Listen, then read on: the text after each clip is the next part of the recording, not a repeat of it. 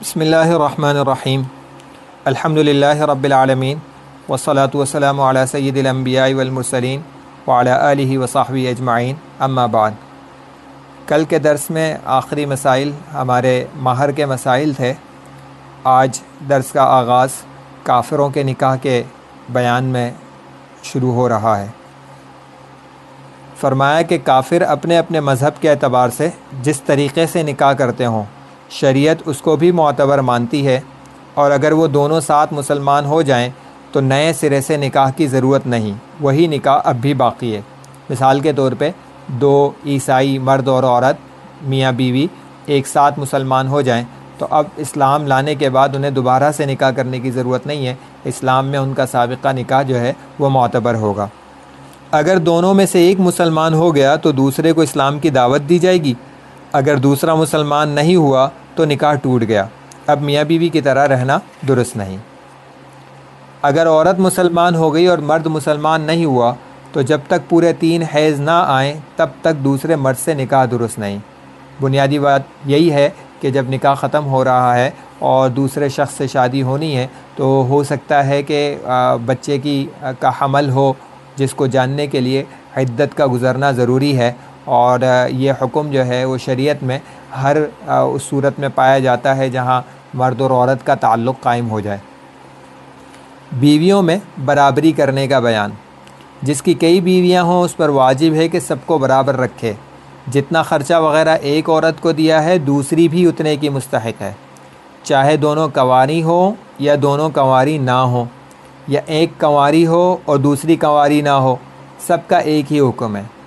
اگر ایک کے پاس ایک رات رہا تو دوسری کے پاس بھی ایک رات رہے، ایک کے پاس 2 یا 3 راتیں رہا تو دوسری کے پاس بھی 2 یا 3 راتیں رہے۔ جتنا مال زیور کپڑے وغیرہ ایک کو دیے اتنے ہی کی دوسری عورت بھی مستحق ہے۔ یہ مسئلہ انتہائی اہمیت کا حامل مسئلہ ہے۔ جناب نبی کریم صلی اللہ علیہ وسلم کے ارشاد کے مطابق اگر کوئی شخص اپنی بیویوں کے درمیان انصاف نہیں کرتا ہے اور ان کے حقوق کا خیال نہیں کرتا ہے اور کسی ایک کی طرف زیادہ مائل ہوتا ہے تو اس کا دھڑ جو ہے وہ جھکا ہوا اور ناتمام جو ہے وہ قیامت والے دن سامنے آئے گا۔ تو اس وجہ سے یہ بہت ضروری ہے کہ اگر ایک سے زیادہ شادیاں کی ہوں تو ان بیویوں کے درمیان برابری کا سلوک کرے۔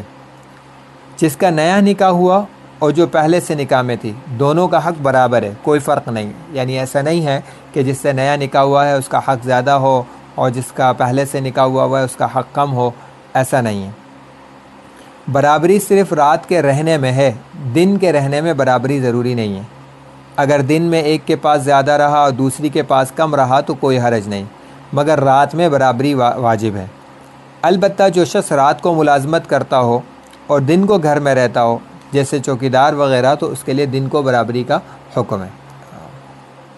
واضح ہے مسئلہ کہ جو شخص آرام رات میں کرتا ہے جو عموماً صورتحال ہوتی ہے تو ایسی صورت کے اندر رات کا وقت جو ہے وہ تقسیم ہوگا، برابر دن اور برابر راتیں تقسیم ہوں گی۔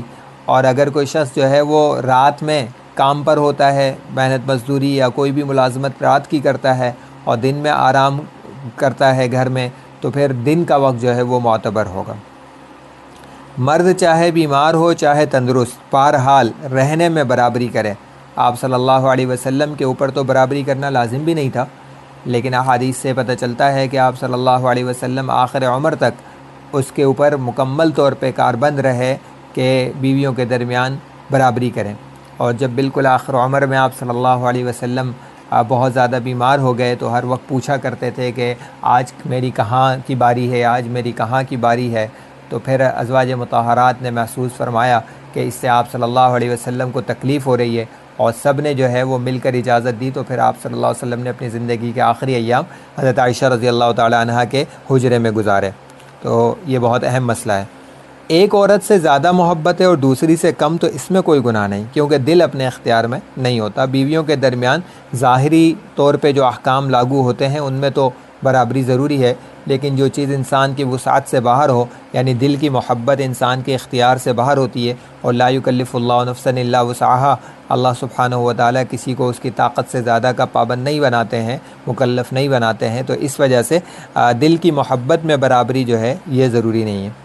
سفر میں جاتے وقت برابری واجب نہیں، جس کو چاہے ساتھ لے جائے، مگر بہتر یہ ہے کہ ناموں کا قرعہ ڈالے، جس کا نام نکلے اس کو لے جائے۔ ایک سے زیادہ خواتین ہیں، سفر میں جانا ہے اور تینوں کو ساتھ لے کے نہیں جا سکتا ہے، کسی ایک ہی کو لے جا سکتا ہے، تو اس کی مرضی ہے، جس کو چاہے لے جائے، لیکن بہتر یہ ہے کہ قرآن اندازی کر کے جس کا نام نکلے اس کو لے جائے، تاکہ جو ہے وہ کسی کا دل دوسرے سے خراب نہ ہو۔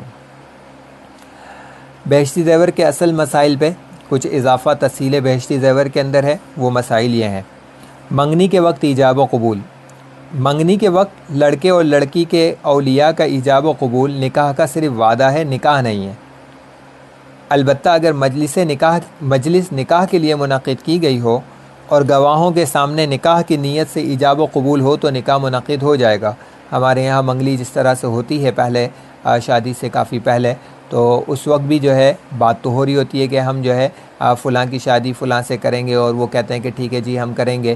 تو یہ جو کریں گے والی بات ہے، یہ وعدہ نکاح ہے، یہ نکاح نہیں ہے۔ البتہ اگر باقاعدہ گواہ بھی موجود ہوں اور اسی مجلس کو منعقد بھی نکاح ہی کے لیے کیا گیا ہو، اور نیت بھی جو ہے وہ ان الفاظ سے نکاح ہی کی ہو، تو پھر ایسی صورت کے اندر نکاح منعقد ہو جائے گا۔ منگنی کے بعد بغیر کسی شرعی عذر کے انکار کرنا۔ منگنی کے بعد بغیر کسی شرعی عذر کے رشتے سے انکار کرنا گناہ ہے، اس لیے کہ منگنی ایک وعدہ ہے اور بلا عذر شرعی وعدہ خلافی کرنا جائز نہیں۔ البتہ اگر کوئی شرعی عذر پیش آ جائے، مثلا لڑکی انکار کر دے یا لڑکے کی کوئی ایسی عادت معلوم ہو جائے جس کی وجہ سے عام طور پر لوگ نکاح کو پسند نہ کرتے ہوں، تو ایسی صورت میں نکاح کرنا جائز، ایسی صورت میں انکار کرنا جائز ہے، اس میں کوئی حرج نہیں۔ یہ مسئلہ بھی اہمیت کا حامل ہو گیا ہے آج کل، کیونکہ آج کل بلا کسی شرعی عذر کے منگنیوں کو توڑ دیا جاتا ہے، لمبی لمبی منگنیاں کی جاتی ہیں، بہت عرصہ اس میں گزارا جاتا ہے، اور پھر جو ہے وہ شادی کے قریب یا کچھ عرصے کے بعد جو ہے وہ منگنی توڑ دی جاتی ہے، جس کی وجہ سے کافی سارے مسائل جو ہیں وہ پیدا ہو جاتے ہیں۔ اس لیے بہتر یہ ہے، بلکہ لازم ہے یہ کہ بغیر کسی شرعی عذر کے منگنی کو نہ توڑا جائے۔ 3 مرتبہ ایجاب و قبول ضروری نہیں، 1 مرتبہ ایجاب و قبول کر لینا کافی ہے، 2 یا 3 مرتبہ کی کوئی ضرورت نہیں ہے۔ جیسے ہمارے یہاں عموماً دیکھا جاتا ہے نکاحوں کے موقع پر دولہا جو ہے وہ قبول ہے قبول ہے قبول ہے، یا دولہے سے 3 مرتبہ پوچھا جاتا ہے، حضرت فرماتے ہیں کہ اس کی کوئی ضرورت نہیں ہے، 1 مرتبہ سے بھی نکاح ہو جاتا ہے۔ برادری میں نکاح کرنے کی پابندی۔ اگر غیر قوم میں شادی نہ کرنے کی وجہ صرف فخر و تکبر ہو تو یہ پابندی جائز نہیں ہے۔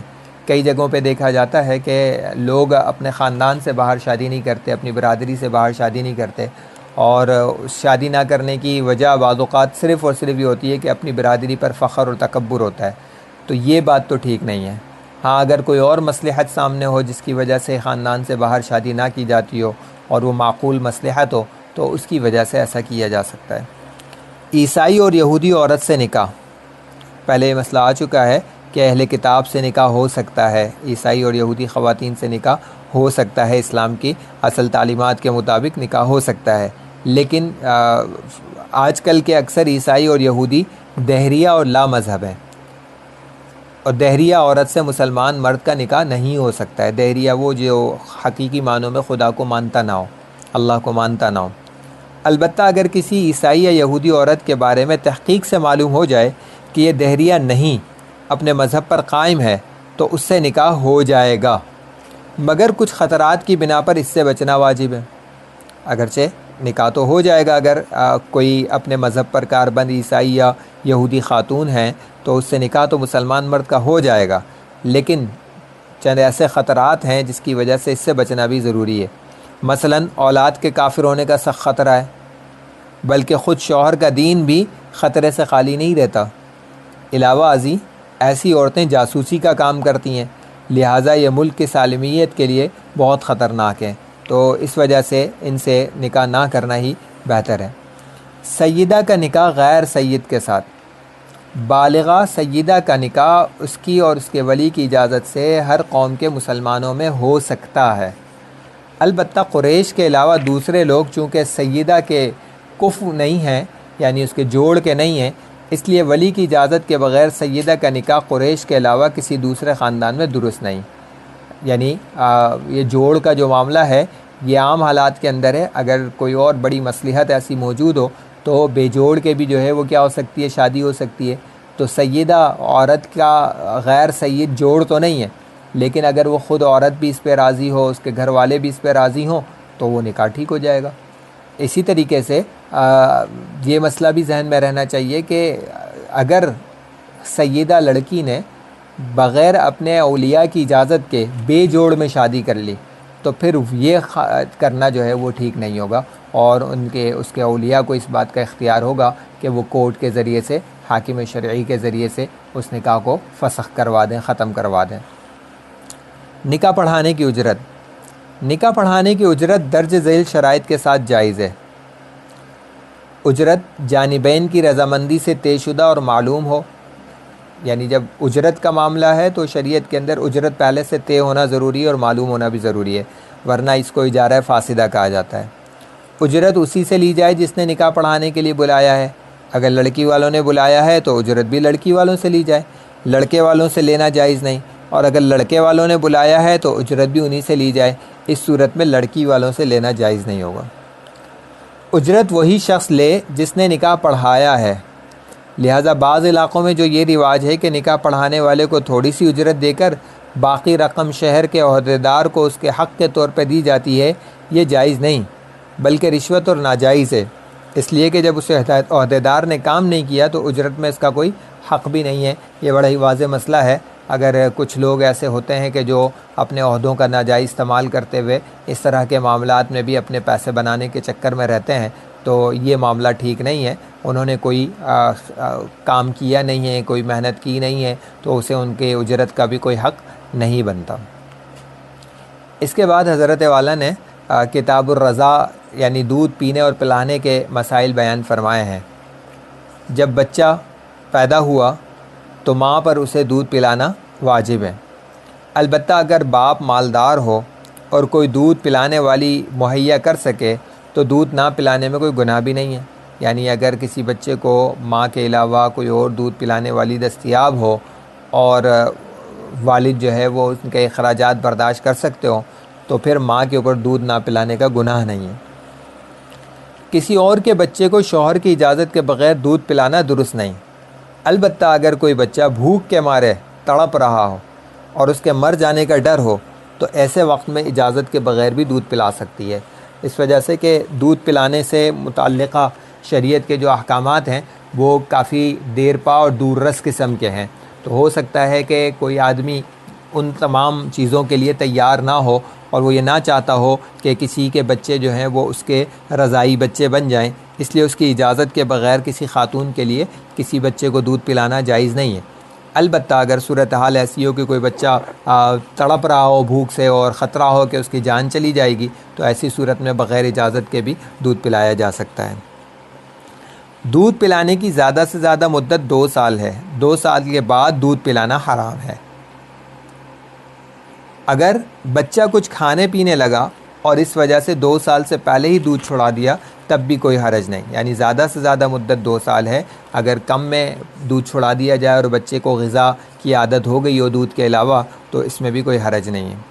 جب بچے نے کسی اور عورت کا دودھ پیا تو وہ عورت اس کی ماں بن گئی اور اس کا شوہر اس بچے کا رضاعی والد ہو گیا, اور اس کی اولاد اس کے دودھ شریک بھائی بہن ہو گئے, اور ان کا آپس میں نکاح حرام ہو گیا. کیونکہ اب یہ سارے آپس میں بہن بھائی ہو گئے, والد اور اولاد ہو گئے, والدہ اور اولاد ہو گئے, اس وجہ سے اب ان کے نکاح نہیں ہو سکتے. یہ حکم تب ہے کہ بچے نے 2 برس کے اندر ہی دودھ پیا ہو. اگر بچہ 2 سال کے بعد کسی عورت کا دودھ پیے تو اس کا اعتبار نہیں ہے, نہ وہ پلانے والی ماں بنے گی اور نہ اس کی اولاد اس بچے کے بھائی بہن ہوں گے. اس لیے اگر آپس میں نکاح کریں تو جائز ہے. اس لیے کہ ابتدائی جو زمانہ ہوتا ہے بچے کی زندگی کا, اس میں دودھ اس کی اصل غذا ہوتی ہے جو اس کے جسم کو لگتی ہے, اور جسم کو لگا یا نہیں لگا یہ تو اللہ سبحانہ و تعالیٰ ہی بہتر جانے, لیکن شریعت نے ایسے معاملات کے اندر ظاہر ہی کو بنیاد بنایا ہے, اور ایسی صورت کے اندر گویا کہ وہ ایک دوسرے کا جزء بن چکے ہیں. اس وجہ سے ان کی آپس میں شادی نہیں ہو سکتی ہے. جب بچے کے حلق میں دودھ چلا گیا تو سب رشتے جو ہم نے اوپر لکھے ہیں حرام ہو گئے, چاہے دودھ تھوڑا ہو یا زیادہ ہو. یہ ضروری نہیں ہے کہ بچے نے پیٹ بھر کر جو ہے وہ دودھ پیا ہوگا تب تو جو ہے وہ حرمت کا رشتہ قائم ہوگا، ورنہ نہیں ہوگا، بلکہ اگر جو ہے وہ دودھ اس کے حلق سے اتر گیا، چاہے وہ ایک قطرہ ہی کیوں نہ ہو، تب بھی جو ہے وہ یہ حرمت کا رشتہ قائم ہو جائے گا، اس وجہ سے کہ وہ ایک قطرہ بھی اس کے جسم کا جز بن سکتا ہے۔ اگر بچے نے چھاتی سے دودھ نہیں پیا بلکہ عورت نے اپنا دودھ نکال کر اس کے حلق میں ڈال دیا تو اس سے بھی وہ سب رشتے حرام ہو گئے۔ اسی طرح اگر بچے کی ناک میں دودھ ڈال دیا اور وہ حلق تک پہنچ گیا تب بھی سب رشتے حرام ہو گئے، اور اگر کان میں ڈالا تو اس سے کچھ بھی نہ ہوگا، کیونکہ کان کے ذریعے سے دودھ جسم تک پیٹ تک نہیں پہنچتا۔ اگر خاتون کا دودھ پانی میں یا کسی دوا میں ملا کر بچے کو پلا دیا تو دیکھا جائے کہ دودھ زیادہ ہے یا پانی، یا دونوں برابر ہیں۔ اگر دودھ زیادہ ہو یا دونوں برابر ہوں تو جس عورت کا دودھ ہے وہ پینے والے بچے کی ماں ہو گئی اور سب رشتے حرام ہو گئے، اور اگر پانی یا دوا زیادہ ہے تو اس دودھ کا اعتبار نہیں، وہ عورت ماں نہیں بنی۔ واضح سی بات ہے۔ عورت کا دودھ بکری یا گائے کے دودھ میں مل گیا اور بچے نے پی لیا تو دیکھا جائے کون سا دودھ زیادہ ہے۔ اگر عورت کا دودھ زیادہ ہے یا دونوں برابر ہے تو سب رشتے حرام ہو گئے، اور جس عورت کا دودھ ہے پینے والا بچہ اس کی اولاد بن گیا، اور اگر بکری یا گائے کا دودھ زیادہ ہے تو حرمت ثابت نہیں ہوگی، یعنی غالب پر حکم لگے گا، مغلوب پر حکم نہیں لگے گا۔ اگر کسی کنواری لڑکی کا دودھ کسی بچے نے پی لیا تو اس سے بھی سب رشتے حرام ہو گئے۔ مردہ عورت کا دودھ نکال کر کسی بچے کو پلا دیا تو اس سے بھی سب رشتے حرام ہو گئے۔ دو بچوں نے ایک بکری یا ایک گائے کا دودھ پیا تو اس سے کچھ نہیں ہوتا، وہ بھائی بہن نہیں بنتے۔ مرد نے اپنی بیوی کا دودھ پیا تو وہ حرام نہیں ہوئی، البتہ بہت گناہ ہوا، کیونکہ 2 سال کی عمر ہو جانے کے بعد دودھ پینا حرام ہے۔ ایک لڑکے اور ایک لڑکی نے ایک ہی عورت کا دودھ پیا، ان کا آپس میں نکاح نہیں ہو سکتا، چاہے ایک ہی وقت میں پیا ہو یا ایک نے پہلے دوسرے نے کئی سال کے بعد، دونوں کا ایک ہی حکم ہے۔ مثال کے طور پہ ایک بچے نے جو ہے وہ سن 2000 میں کسی عورت کا دودھ پیا اور دوسرے بچے نے 2010 میں پیا تو بھی یہ دونوں آپس میں بھائی ہیں۔ اگر وہ لڑکا لڑکی ہیں تو آپس میں بہن بھائی بن گئے اور ان کی آپس میں شادی نہیں ہو سکتی ہے۔ ایک لڑکی نے حامد کی بیوی کا دودھ پیا تو اس لڑکی کا نکاح نہ حامد سے ہو سکتا ہے، نہ اس کے والد سے، نہ اس کے دادا سے، اس وجہ سے کہ اب جو حامد جو ہے اس کا والد جو ہے وہ اس لڑکی کے لیے دادا بن گئے، اور اسی طریقے سے حامد کے جو دادا ہیں وہ اس لڑکی کے لیے پردادا بن گئے۔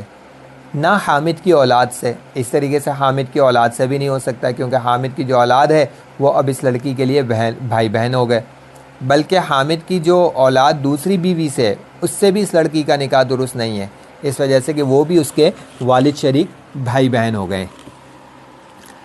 حامد نے خدیجہ کا دودھ پیا اور خدیجہ کے شوہر محمود کی ایک دوسری بیوی زینب تھی جس کو طلاق ہو چکی تھی، تو زینب کا حامد سے نکاح نہیں ہو سکتا۔ حامد نے خدیجہ کا دودھ پیا اور خدیجہ کے شوہر محمود کی ایک دوسری بیوی زینب تھی جس کو طلاق ہو چکی تھی، تو زینب کا حامد سے نکاح نہیں ہو سکتا، کیونکہ حامد زینب کے شوہر کی اولاد ہے۔ حامد زینب کے شوہر کی اولاد ہے، اور زینب حامد کے رضاعی والد کی بیوی ہے۔ شوہر کی اولاد سے بھی نکاح نہیں ہو سکتی اور والد کی بیوی سے بھی نکاح نہیں ہو سکتا۔ اسی طرح اگر حامد اپنی عورت کو طلاق دے دے تو وہ عورت محمود کے ساتھ نکاح نہیں کر سکتی، کیونکہ وہ اس کا سسر ہوا۔ اسی طرح محمود کی بہن اور حامد کا نکاح نہیں ہو سکتا، کیونکہ یہ دونوں رضاعی پھوپھی بھتیجے ہوئے، چاہے وہ محمود کی سگی بہن ہو یا دودھ شریک بہن ہو، دونوں کا ایک حکم ہے۔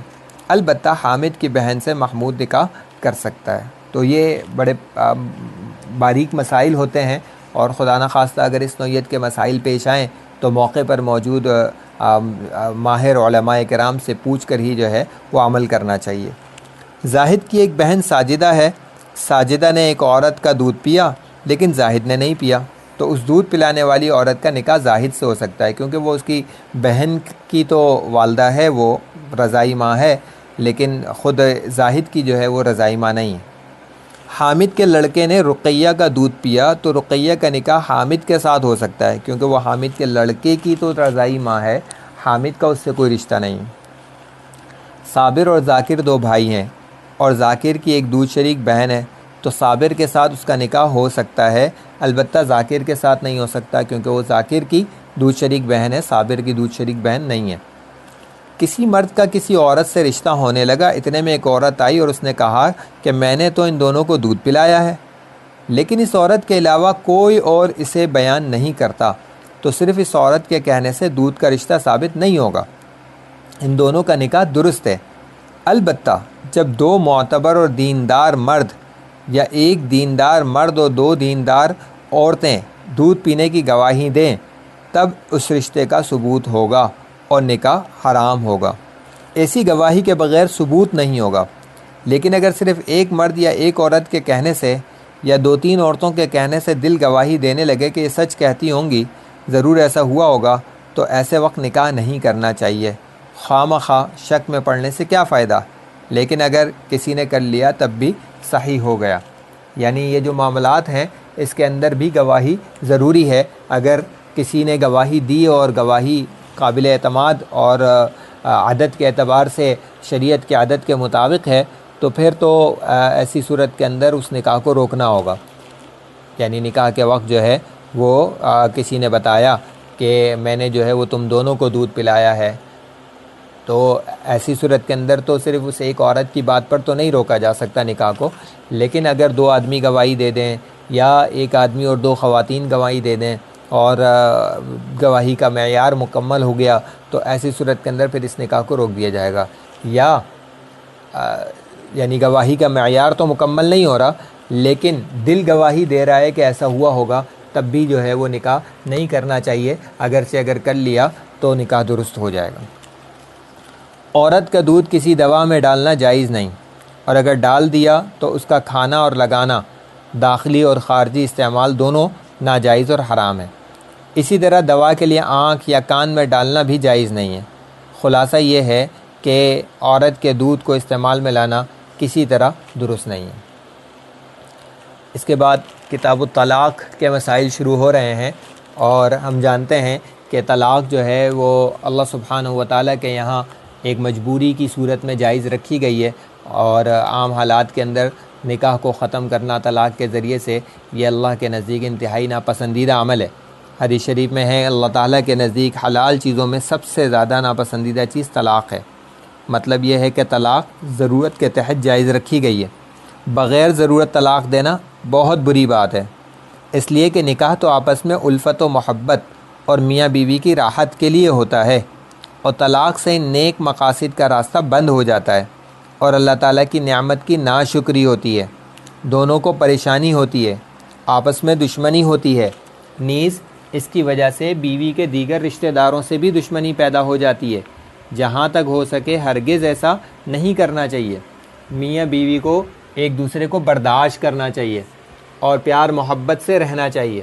البتہ اگر آپس میں ایسی نفرت ہو گئی کہ ایک دوسرے کے حقوق ضائع کرنے کا اندیشہ پیدا ہو گیا اور نباہ کی کوئی صورت ممکن نہ رہی، تو ایسی حالت میں طلاق دینے میں کوئی حرج نہیں ہے۔ یعنی مجبوری کی حالت میں تو طلاق دی جا سکتی ہے، عام حالت میں جو ہے وہ طلاق دینا بالکل بھی پسندیدہ عمل نہیں ہے۔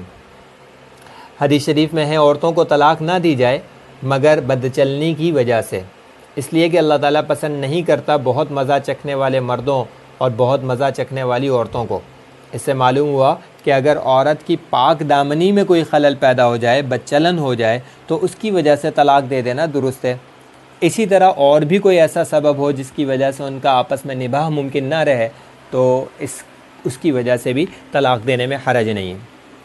حدیث شریف میں ہے نکاح کرو اور طلاق نہ دو، اس لیے کہ طلاق دینے سے عرش ہلتا ہے۔ بہت بڑی بات آپ صلی اللہ علیہ وسلم نے فرمائی۔ حدیث شریف میں ہے شیطان اپنے تخت کو پانی پر بچھاتا ہے، پھر لوگوں کو گمراہ کرنے کے لیے اپنے لشکروں کو بھیجتا ہے۔ ان لشکر والوں میں سے رتبے کے اعتبار سے شیطان کے سب سے زیادہ قریب وہ شخص ہوتا ہے جو ان میں سب سے زیادہ فتنے باز ہو، یعنی سب سے زیادہ پسندیدہ وہ چیلا ہوتا ہے جو سب سے بڑا فتنہ برپا کرے۔ ان میں سے ایک آ کر کہتا ہے میں نے یہ فتنہ برپا کیا اور یہ فتنہ برپا کیا۔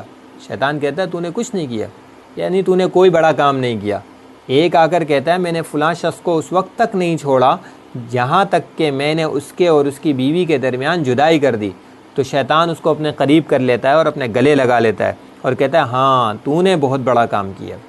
یعنی شیطان کی بہت زیادہ خوشی اسی میں ہے کہ میاں بیوی میں جدائی کرا دی جائے، لہٰذا جہاں تک ہو سکے مسلمان شیطان کو خوش نہ کرے۔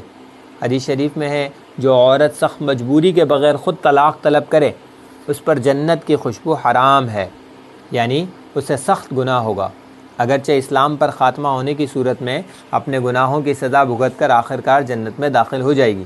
حدیث شریف میں ہے اپنے آپ کو شوہر سے چھڑانے والی اور بغیر ضرورت خلا مانگنے والی عورتیں منافق ہیں، یعنی وہ عورتیں جو شرارت کر کے اپنے آپ کو مرد کے قبضے سے نکالیں، یعنی ایسی حرکتیں کریں جن سے مرد ناراض ہو کر طلاق دے دے، اور وہ عورتیں جو بغیر کسی مجبوری کے شوہروں سے خلا طلب کریں ان میں نفاق پایا جاتا ہے۔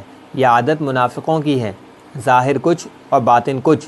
ظاہراً تو نکاح ہمیشہ کے لیے ہوتا ہے اور یہ اس میں جدائی طلب کرتی ہیں، اس لیے گناہگار ہوں گی اگرچہ کافر نہ ہوں گی۔ تو آج کل خواتین کی طرف سے بھی یہ معاملات بڑی تیزی سے پیش آنے لگے ہیں کہ مطالبہ ہوتا ہے طلاق دینے کا، اور کوئی بہت بڑی وجہ نہیں ہوتی ہے عام طور پہ، تو اس سے بچنا چاہیے۔ آپ صلی اللہ علیہ وسلم نے بڑے سخت الفاظ ارشاد فرمائے۔ طلاق دینے کا طریقہ، اگر کسی ضرورت سے طلاق دینی پڑے تو اس کے پھر 3 طریقے ہیں، ایک بہت اچھا، دوسرا صرف اچھا، تیسرا بدعت اور حرام۔ سب سے اچھا طریقہ یہ ہے کہ مرد بیوی کو ایسے وقت جس میں حیض وغیرہ سے عورت پاک ہو ایک طلاق دے دے، مگر یہ بھی ساتھ شرط ہے کہ پاکی کے اس تمام زمانے میں صحبت نہ کی ہو، اور عدت گزرنے تک پھر مزید طلاق نہ دے۔ عدت گزرنے سے خود ہی نکاح ختم ہو جائے گا۔ ایک سے زیادہ طلاق دینے کی ضرورت نہیں، اس لیے کہ طلاق سخت مجبوری میں جائز رکھی گئی ہے، لہٰذا بقدر ضرورت ہی کافی ہے، کئی طلاقوں کی ضرورت نہیں۔ دوسرا اچھا طریقہ یہ ہے کہ اس کو پاکی کے 3 زمانوں میں 3 طلاقیں دے اور اس دوران پاکی کے باوجود صحبت نہ کرے۔ تیسرا بدعت اور حرام طریقہ وہ ہے کہ جو ان دونوں صورتوں کے خلاف ہو، یعنی نہ تو پہلی صورت ہو کہ ایک ہی طلاق دے کے پوری عدت گزرنے دی، نہ دوسری صورت ہو کہ ہر پاکی میں ایک طلاق دی اور 3 طلاقیں دے دی الگ الگ کر کے 3 مختلف پاکی کے ایام میں، بلکہ ان کے علاوہ کوئی بھی صورت ہو، مثال کے طور پہ 3 طلاقیں ایک ساتھ دے دی، یا حیض کی حالت میں طلاق دے دی، یا جس پاکی میں صحبت کی تھی اس میں طلاق دے دی، تو یہ تمام صورتیں جو ہیں یہ بدعت اور حرام طریقہ ہے۔ ان سب صورتوں میں اگرچہ طلاق واقع ہو جائے گی مگر گناہ ہوگا۔ یہ جو تفصیلات بیان کی گئی ہیں یہ اس صورت میں ہے جب کسی عورت کے ساتھ تنہائی بھی ہو گئی ہو نکاح کے بعد۔